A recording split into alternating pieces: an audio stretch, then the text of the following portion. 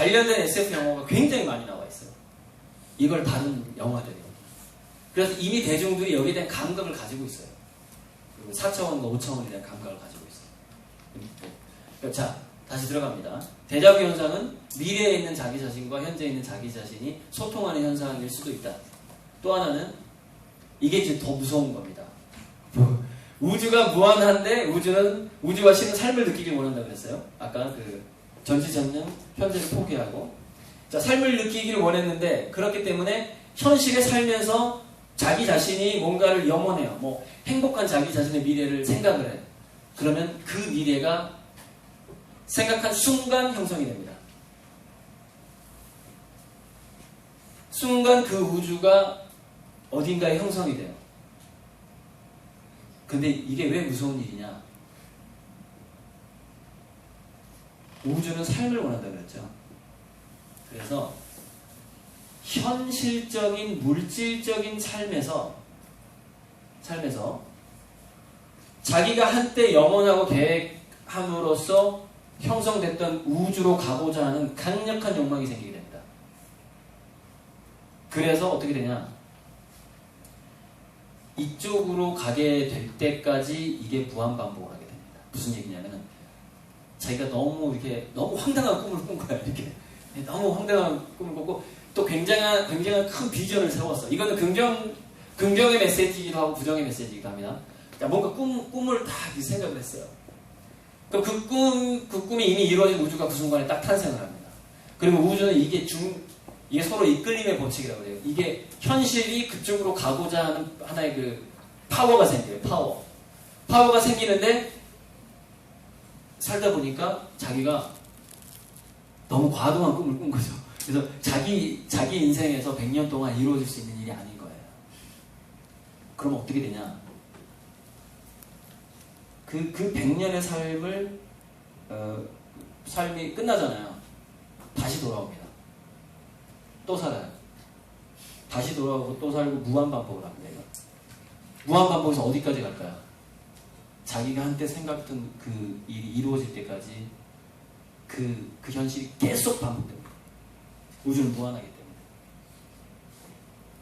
그런데 다시 그 삶을 살고 다시 그 차원을 살고 다시 그 삶을 이게 반복되는데 이게 엣지 오브 투마로우라고 톰 크루즈가 주연했던 얼마 전에 영화로 나왔습니다. 외계인이 침공했는데 그 시간을 거스를 수 있는 능력을 그 외계인을 죽이면서 외계인의 피가 묻어가지고 자기가 능력이 생겼어요. 근데 모든 존재는 이 능력을 원래 가지고 있어요. 그걸 알고 그 영화 감독이 그 영화를 찍은 겁니다. 그 영화를 만들었는데 그 영화를 좀 재미있게 비튼 거예요.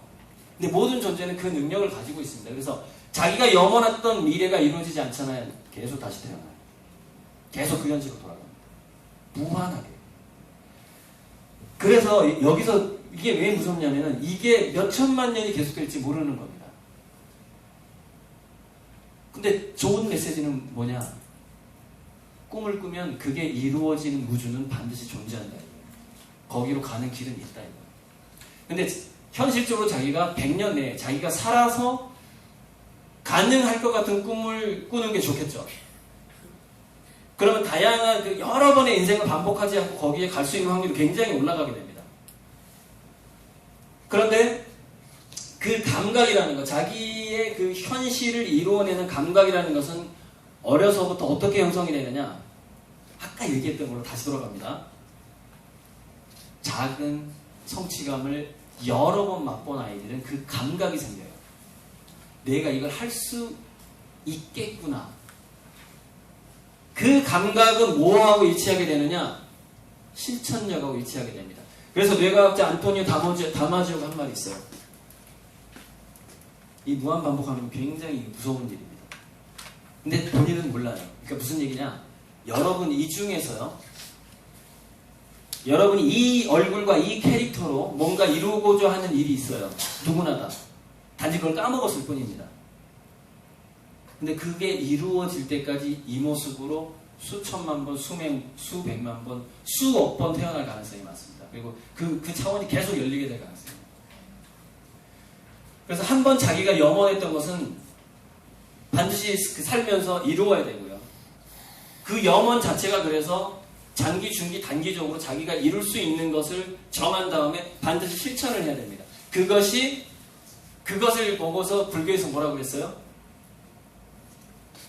윤회 자체는 그 욕망과 번뇌에서 생긴다고 합니다. 무한반복하는 차원이 무한반복된 걸 얘기를 합니다. 욕망을 갖는 순간 무한반복돼요. 근데 그것이 저는 그럼 꼭 그럼 열반으로 가야 되는 것이냐? 저는 아니라고 봐요. 우주의 목적은 열반이 아니었다고 봅니다. 저는. 이미 이 상태가 완성된 상태예요. 그냥 이 현재가 열반이 목적이 아니고 구원이 목적이 아니라고 하는 거죠. 이래서 제가 사이비 교수 소리를 듣는 거예요. 열반도 아니고 구원도 아니다 이런 얘기가 나오게 됩니다. 이렇게 얘기를 하다 보면. 자, 그래서 그 작은 성취감을 맛보게 되면은 안토니오 다마지가 무슨 얘기를 했느냐? 인내의 한계는 예측의 한계다. 이게 제가 중학생 동기부여 강의할 때, 중고등학생한테 강의할 때 반드시 하는 명언입니다. 이거 뇌과학자가 하는 말이에요. 물론 그 뇌과학자가 다른 사람의 말을 인용했을 수도 있습니다만, 여러분 왜 인내의 한계가 예측의 한계일까요? 모든 인간과 이게 이제 만족지은 능력이거든요.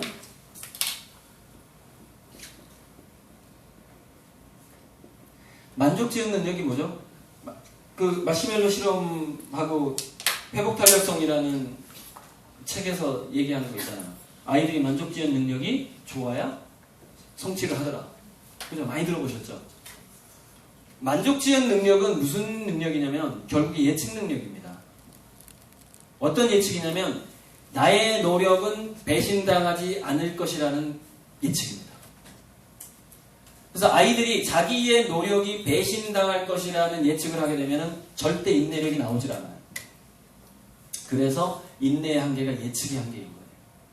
그럼 아이들은 왜 자기의 노력이 배신당할 것이라고 예측을 하게 됐을까요?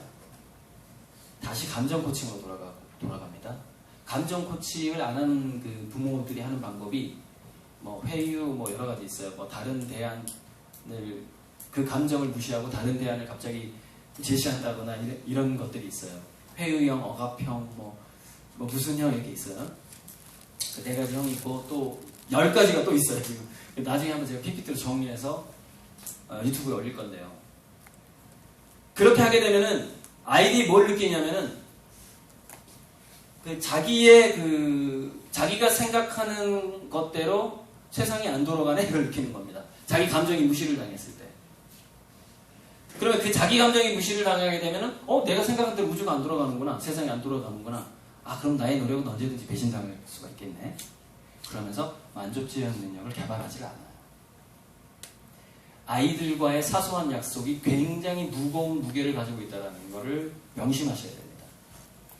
그 아이가 현실에서 성취하고 실천력 있는 아이로 만들려면은 아이의 감정을 존중하고 아이와의 약속을 함부로 하지 말고 한 번 한 약속은 꼭 지키려고 노력을 해야만이 그 아이는 자기의 노력이 배신당하지 않는다는 예측을 하게 되고 그 예측을 할 때만이 인내심이 생긴다는 거예요. 그게 인간의 두뇌라는 겁니다. 이게 마시멜로 실험 3번째 실험에서 나와요. 마시멜로를 먹지 않고 참으면은 한두 개 더 줄게가 마시멜로 실험의 기본인데 그 실험실에 들어가기 전에 선생님과의 어떤 사소한 약속을 그 어른이 지키는 것과 지키지 않는 것을 두 그룹에 경험을 하게 합니다. 그랬더니 예전에 그렇게 만족지향 능력이 좋았던 그 아이들이 어른과의 신뢰가 깨진 걸 경험을 딱 한 번만 했는데 3분의 1로 줄어들어요. 참는 시간이, 인내의 시간이.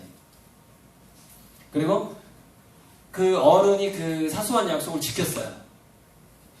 그 아이를 존중해 준 거죠. 그랬더니 통계상으로 3배에서 4배, 3에서 4분의 1로 줄어들게 되고 3배에서 4배로 인내심이 상승을 하게 됩니다. 이게 예측의 한계가 인내의 한계로 가는 그 심리적인 법칙이에요. 그러니까 이것은 무의식의 법칙입니다. 자존감의 법칙이기도 해요. 자존감이라는 건 뭐냐면 자기가 계획을 세운 것을 그다음에 자기가 계획을 세운 거 그다음에 자기 팀, 부모, 가족 간의 어떤 회의를 통해서 뭔가를 정하잖아요. 그죠? 목표를 정한 것을 자기가 성취한 경험이 많을수록 그 성취의 경험을 많이 할수록 자존감이 아까 올라간다고 그랬잖아요. 자존감이 올라가게 되면은 만족지향 능력이 커지는 거예요. 근데 그 자존감이 올라갔다라는 것은 뭐냐면 그 아이가 자기의 노력과 자기의 미래가 그러니까 자기의 미래가 자기의 현재를 배신하지 않을 것이라는 믿음이 생겼다는 뜻입니다. 그게 바로 예측 능력이고, 아까 했던 얘기랑 이제 종합적으로 정리를 해보자면, 작은 실천을 이루어 본 경험이 많을수록 이 우주에는 꿈꾸는 것이 현실화되는 우주가 굉장히 많아져요. 그래서 확률적으로 내가 무슨 짓을 해도 이상하게 일이 잘 되는 겁니다. 이리 가도 그게 되는 우주로 가게 되는 거고, 이걸 선택해도 그게 이루어지는 우주로 가게 되는 거예요. 모든 인간은 차원을 이동하면서 살아갑니다. 이 평행 우주론에 의하면. 매 순간 차원을 이동하는데 그 차원을 이동하는 것을 우리가 느끼지를 못해요. 그러니까 1초 전에 내가 1초 전에 제가 아닌 겁니다. 여러분들한테. 계속해서 차원이 바뀌고 있지만 우리는 그게 미세하게 바뀌면서 연결되기 때문에 그냥 이 세상이 이렇게 똑같은 세상에 산다라고 착각하는 거예요. 그게 11차원이라는 이 우주가 11차원이라고 주장하는 과학자들의 이야기입니다. 매 순간 차원을 이동한다. 단 예측 능력, 나의 노력이 배신당하지 않는다라는 경험을 많이 해야 된다. 그래서 결론은 이겁니다.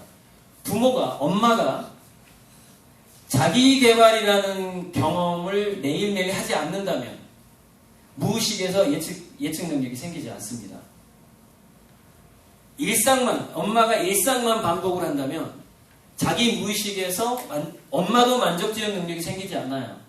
엄마가 만족지은 능력이 생기지 않으면 어떻게 되냐면 자녀의 작은 행동에 화가 나게 됩니다. 화가 나는 것, 쉽게 나는 것도 만족지은 능력이 없는 거예요. 그래서 이제 제가 내린 결론이 뭐냐면은,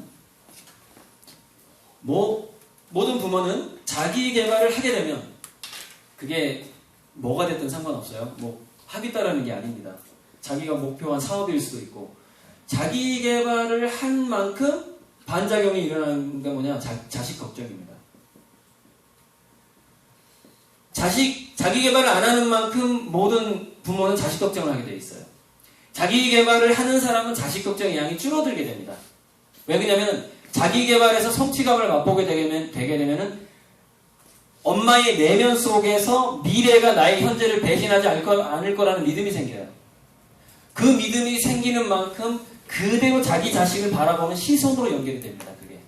그래서 이상하게 자기 개발을 하는 엄마는 이상하게 내 자식을 보면은 얘가 미래 잘 될 것 같은 거야. 저절로. 근데 엄마가 자기가 계획 세우고 이루는 건 하나도 없어. 평소에. 그냥 쳇바퀴 같은 생활만 하는 거예요. 도시락 싸주고 이런 것만 하는 거예요.